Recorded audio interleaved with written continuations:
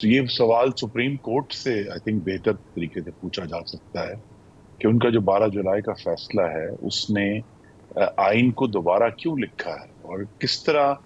ایک نئی جماعت کو پارلیمنٹ میں جنم دیا ہے جس کی کوئی قانونی اور آئینی بنیاد نہیں ہے۔ ہم بہت ساری نئی کہانیاں ڈال سکتے ہیں، لیکن جب ہم نئی کہانیاں لاتے ہیں تو سب سے بڑی کہانی پاکستان میں تو وہ کیلسن کا نظریہ ضرورت ہے۔ اگر جب بھی آپ کوئی نئی اس میں اختراع ڈالیں گے جس کی قانون اور آئین میں گنجائش نہیں ہے تو پھر پارلیمان کا اس میں عین فرض ہے کہ وہ کریکشن کرے جو سپریم کورٹ نے اپنے اختیارات سے ایک گھمبیر تجاوز کیا ہے اس فیصلے۔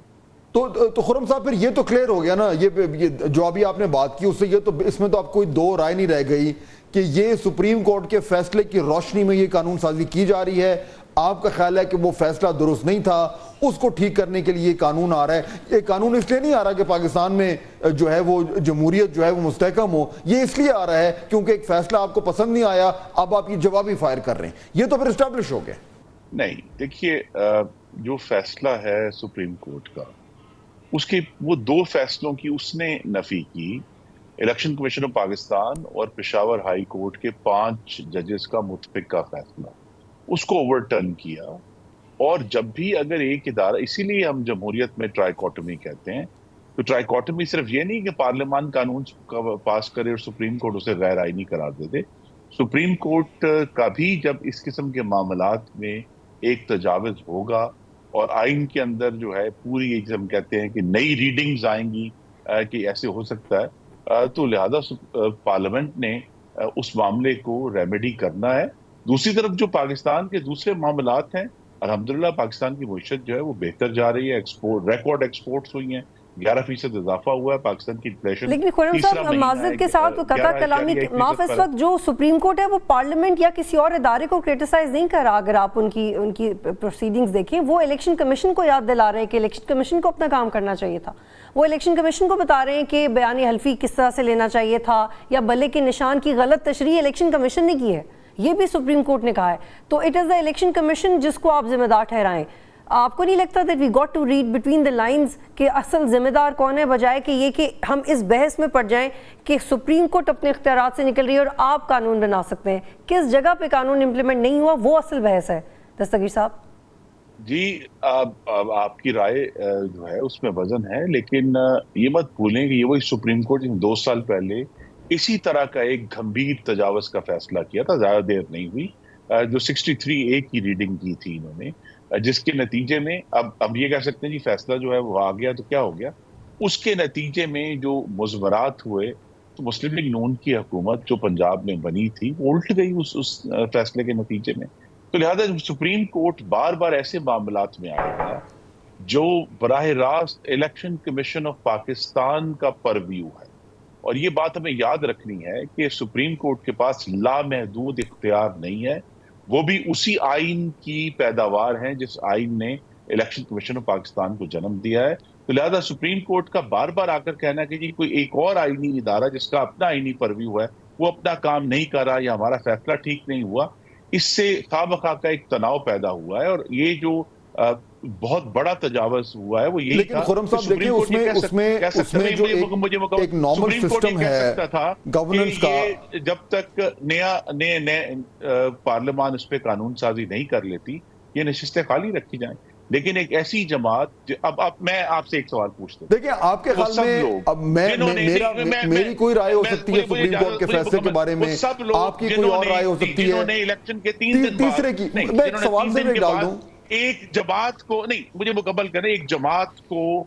جوائن کرنے کا ڈیکلیریشن دیا، اور اب جو ہے ان کو سپریم کورٹ نے کہا نہیں آپ اس جماعت کو جوائن کریں گے، کیونکہ اب سپریم کورٹ 63 اس پر لگائے گا کہ جناب یہ لوگ تو صادق اور امین نہیں رہے، یہ 2 ڈیکلیریشن دے چکے ہیں 2 مختلف جماعتوں کے، صرف اس وجہ سے نہیں دے گا کہ سپریم کورٹ دیکھیں میں اس میں خرم صاحب میرا نقطہ کچھ اور ہے، میرا نقطہ یہ ہے کہ سپریم کورٹ نے فیصلہ دیا اور اس فیصلے کے اوپر ہم نکتہ چینی کر سکتے ہیں، ہم اس میں بہت سارے اس میں جو اعتراضات ہیں ہم اٹھا سکتے ہیں، اور یہ جس طرح آپ پہلے کہہ رہے تھے یہ کوئی پہلا فیصلہ تو نہیں ہے سپریم کورٹ کا جس کے اوپر تنقید ہو رہی ہے۔ تاریخ میں دیکھیں تو بہت سارے ایسے فیصلے ہیں جو تاریخ نے ان کو ثابت کیا کہ وہ غلط تھے، یا بات تو ٹھیک ہے، لیکن اس وقت اگر ہم نے یہ نظام چلانا ہے، جس نظام کے تحت یہ ملک چل رہا ہے، اس میں سپریم کورٹ کا ایک بالکل کلیئر رول ہے، اور وہ رول یہ ہے کہ اس نے معاملات آئین کی تشریح کرنی ہے، اور جب وہ فیصلہ کرے گا تو اس میں میرے پاس یا آپ کے پاس یا کسی سیاسی جماعت کے پاس یہ حق نہیں ہے کہ وہ پک اینڈ چوز کرے. میں یہ نہیں کہہ سکتا کہ جی یہ فیصلہ میں ایکسپٹ کروں گا، یہ میں نہیں کروں گا. اس کا طریقہ کار ہے ریویو، آپ ریویو میں جائیں. لیکن پارلیمنٹ کو یوز کرنا، سپریم کورٹ کے فیصلے کی نفی کرنا اور اس کو نہ ماننا، یہاں سے انسٹیٹیوشنل کلیش کی شروعات ہو رہی ہیں. یہ اصل پرابلم. دیکھیے، ایک سپریم کورٹ کے سامنے یا اس سے پہلے پشاور ہائی کورٹ کے سامنے اور الیکشن کمیشن پاکستان کے سامنے ایک ایسی صورتحال نے جنم لیا تھا جہاں قانون واضح نہیں تھا.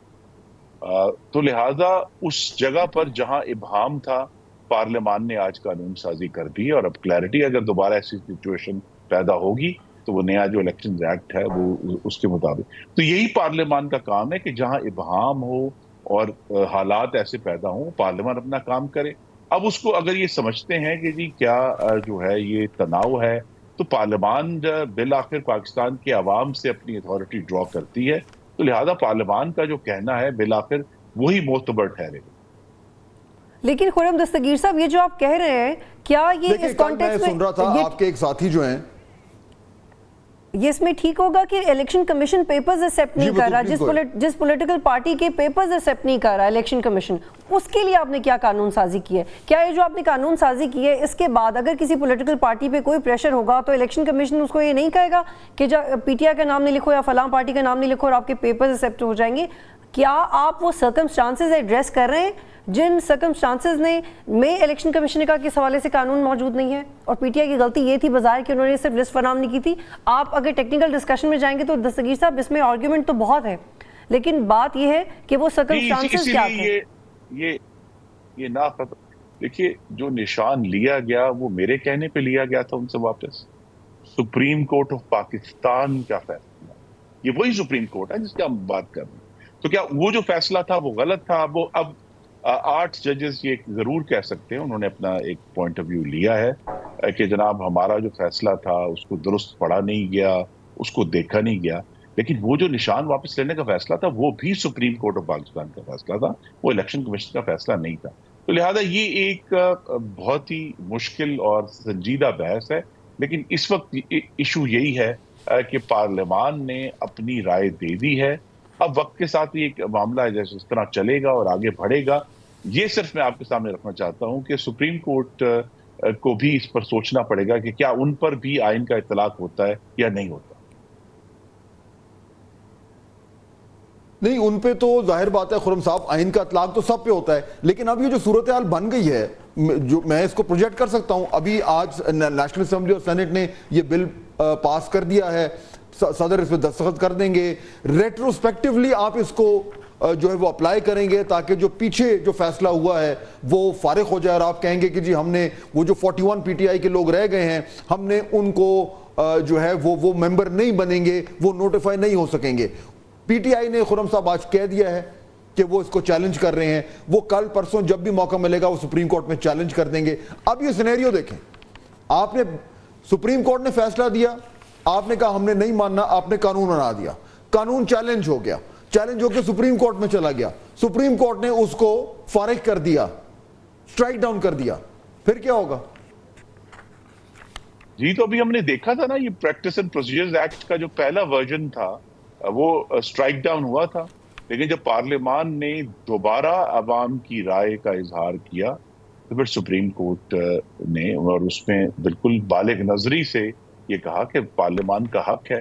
تو لہذا یہاں چونکہ ہم جو قانون اور آئین کے معاملات جو ہیں بالآخر وہ سب ہماری جو اقتدار کے معاملات ہیں اس میں مکس ہو جاتے ہیں. لیکن میں یہی عرض کر رہا ہوں کہ اگر آپ پارلیمان کو کرٹیسائز کریں گے تو یہاں سپریم کورٹ پر بھی اتنا ہی تنقید کا جواز ہے جتنا پارلیمان پر، جنہوں نے یہ ایک گمبھیر آئینی تجاوز کیا.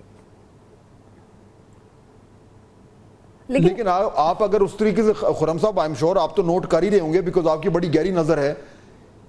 یہ دو highest institutions of the land, ایک طرف پارلیمنٹ ایک طرف سپریم کورٹ, اور یہ آپس میں کیا ہو رہا ہے کہ میں تمہاری بات نہیں مانوں گا, میں تمہاری بات نہیں مانوں گا, تم فیصلہ کرو گے تو میں قانون کے ذریعے اس کو فارغ کروں گا, تم قانون بناؤ گے تو میں فیصلے کے ذریعے اس کو فارغ کروں گا. یہ کیا پنگ پونگ ہے, یہ ٹیبل ٹینس ہو رہی ہے, ادھر سے ادھر ادھر سے ادھر. الٹیمیٹلی تو یہ ڈائریکٹ کلیش ہے اور ہم پورے کے پورے نظام کو کمزور کرنے جا رہے ہیں. میں یہ جاننا چاہ رہا ہوں جینوئنلی آپ کی طرف جماعت میں پارلیمنٹ میں کوئی بیٹھ کے سوچ رہا ہے کہ ہم اتنے سیریس معاملات کو کس طریقے سے ڈیل کر رہے ہیں؟ دیکھیے میں نے تو نہیں کہا, لیکن آج کے جو دو بہت سینئر ججز ہیں سپریم کورٹ میں, انہوں نے اسی ادارے کے بارے میں کہا تھا کہ امپیریل سپریم کورٹ ہے, ایک سینئر ترین جج ہے, انہوں نے کہا تھا. ایک اور صاحب نے کہا تھا کہ آج بھی وہ جج موجود ہے, انہوں نے کہا تھا دیز آر پولیٹیشنز ان روبس. تو اب ہم کیا ان کے اوپر توہین عدالت لگا دیں, کیونکہ انہوں نے بھی تو ایک صورتحال کی طرف اشارہ کیا ہے. اور میں پھر آپ سے عرض کروں گا کہ بالآخر پاکستان میں ہم یہ نہیں کہتے کہ پارلیمنٹ کوئی ایک ادارہ سپریم ہے, لیکن بالآخر پاکستان کے لیے قوانین بنانے کی جو الٹیمیٹ اتھارٹی ہے وہ پارلیمنٹ کے پاس ہے. لیکن دستگیر صاحب معذرت کے ساتھ پچھلے ایک ڈیڑھ سال میں اداروں کے بارے میں بھی قانون سازی کر سکتے ہیں. لیکن پچھلے ایک ڈیڑھ سال میں آپ نے کچھ ایسے ایکٹس اور ترامیم پاس کیے ہیں جس سے تاثر بہت اس کو تقویت ملی ہے کہ آپ اپنے سیاسی مفادات کے لیے لاز بناتے ہیں, چاہے وہ نواز شریف کی سزا ختم کروانی ہو, چاہے وہ ایڈ ہاک ججز لگوانے ہوں, چاہے وہ ٹرائبونلز بنانے ہوں. یہ ایکچولی ہوتا رہا ہے, آپ کوئرم پورا ہونے کا بھی انتظار نہیں کرتے, آپ اپنے بلز پاس کروا دیتے ہیں. سر یہ اس وجہ سے یہ تنقید ہو رہی ہے آپ کے اوپر. تو دیکھیے نا جی, ہم نے پارلیمنٹ پہ تو تنقید کرنا آسان ہے, منتخب ادارے, اور ہم جو ہیں تنقید کو برداشت کرنا بھی ہمارا فرض ہے اگر ہم عوام کا مینڈیٹ لے کر آ رہے ہیں.